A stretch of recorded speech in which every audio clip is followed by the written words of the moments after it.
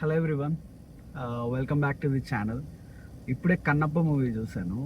ఎలా ఉందో చెప్పాలి వన్ వర్డ్లో అని అంటే మాత్రం స్ట్రిక్ట్లీ బిలో యావరేజ్ మూవీ అనమాట. యావరేజ్ కూడా కాదు. ఎందుకు యావరేజ్ మూవీ, వరస్ట్ ఎందుకు కాదు అని మాట్లాడుకోవాలి యాక్చువల్లీ.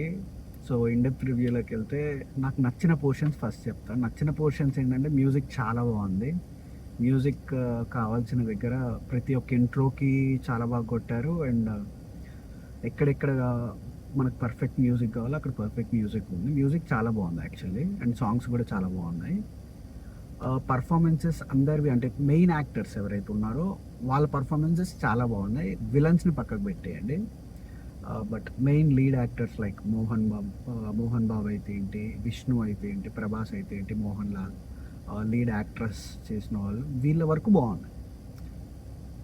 నెక్స్ట్ ఇంకా పాజిటివ్స్ అంటే కొన్ని విజువల్స్ లైక్ రియలిస్టిక్గా కనిపించే విజువల్స్ వరకు బాగున్నాయి.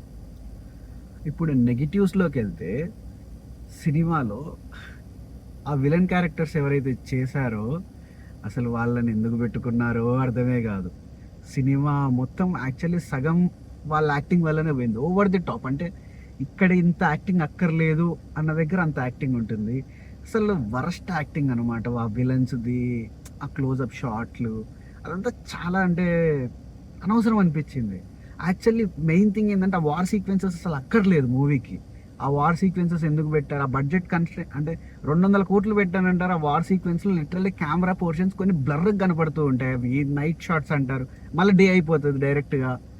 అంతసేపు నాకు అసలు ఆ వార్ సీక్వెన్స్లు, ఆ విలన్ అసలు ఆ కాన్సెప్ట్ అనేది లేకుండా జస్ట్ డ్రామా తీసుకెళ్తుంటే చాలా బాగుండేది. డ్రామా చాలా బాగుంది మూవీలో. కాకపోతే ఈ వార్ సీక్వెన్స్లో ఏదైతే వచ్చిందో అది మరి గవర్నమెంట్ విజువల్స్ పరంగా మాట్లాడుకుంటే సెట్లని పర్ఫెక్ట్గా తెలిసిపోతుంది. అసలు సెట్ కాదండి, అది గ్రాఫిక్స్. అసలు 200 కోట్లు పెట్టిన గ్రాఫిక్స్ అలా ఉంటుంది ఆ సినిమాలో. ప్రభాస్ ఉన్న ఒక్క సీన్ కూడా అసలు చూడలేము. ఒక సీన్ చూడలేము ప్రభాస్ ఉన్న మూవీలో. ప్రభాస్ని తప్ప నువ్వు బ్యాక్గ్రౌండ్ చూసినావంటే నువ్వు సినిమా చూడలేవు. అంత వరస్ట్గా ఉంది.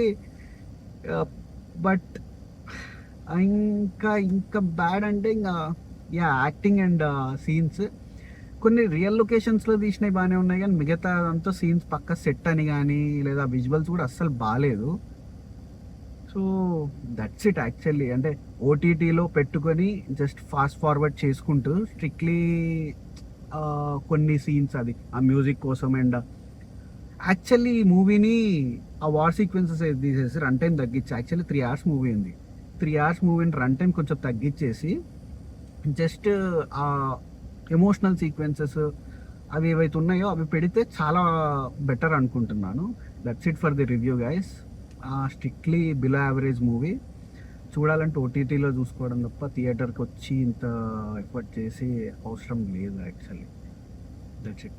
Hope you like the review. Please like, share, and subscribe to the channel. Thank you.